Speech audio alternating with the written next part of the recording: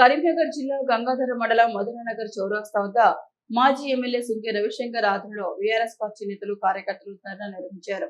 Minor బాలిక కేసులో నిందితుడిగా ఆరోపణలు ఎదుర్కొంటున్న భగీరథపై నిష్పక్షపాత విచారణ జరగాలంటే కేంద్ర హోంశాఖ సహాయ మంత్రి బండి సంజయ్ కుమార్ ని పదవి నుంచి తొలగించాలని డిమాండ్ చేశారు. ఈ సందర్భంగా మాట్లాడుతూ బాధిత కుటుంబానికి బీఆర్ఎస్ పార్టీ అండగా ఉంటుందని తెలిపారు. కేసులో రాజకీయ ఒత్తిళ్లు లేకుండా విచారణ జరిపి బాధ్యులపై కఠిన చర్యలు తీసుకోవాలని ప్రభుత్వాన్ని కోరారు. ఈ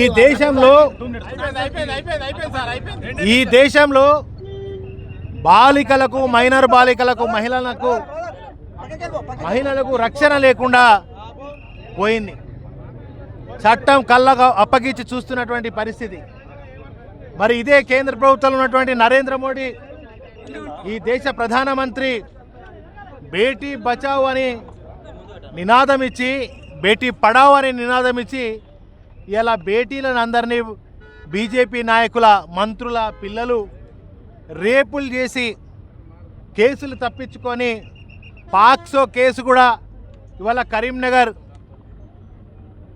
బండి సంజయ్ కొడుకు హోంశాఖ మంత్రి కొడుకు స్వయంగా మరి రేప్ చేసి అమ్మాయిని మరి వాళ్ళ పెళ్లి చేసుకోకుండా కేసులు కాకుండా ఇదే రేవంత్ రెడ్డి మరి రక్షణ కల్పించిండు.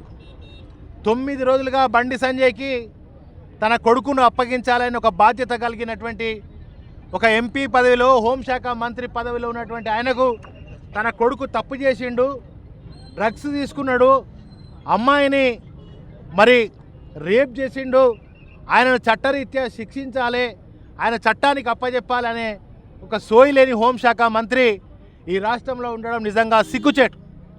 మరి ఆయన నా పేరు వాడొద్దన్నాడు. ఏ తండ్రైనా కొడుకు పేరు వాడుకుంటాడు, ఏ కొడుకైనా తండ్రి పేరు వాడుకుంటాడు.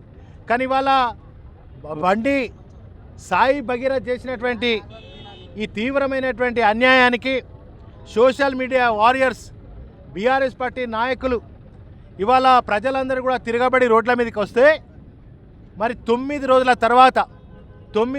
తర్వాత ఈ బండి సంజయ్ నేను అప్పగించిన అని గప్పాలు కొడుతున్నాడు. అప్పటిదాకా ఏడున్నాడు బండి సంజయ్. మరి 24 గంటలలో ఆయనకు పోక్సో కేసు అయిన తర్వాత మరి ఆయనను అప్పగించాల్సినటువంటి బాధ్యత గల ఒక హోంశాఖ మంత్రి ఆయనను అప్పగించకపోగా ఆయన నా కొడుకు కాదు, ఆయన పేరున వాడద్దని ఆయన కోర్టుకు పోయాడు.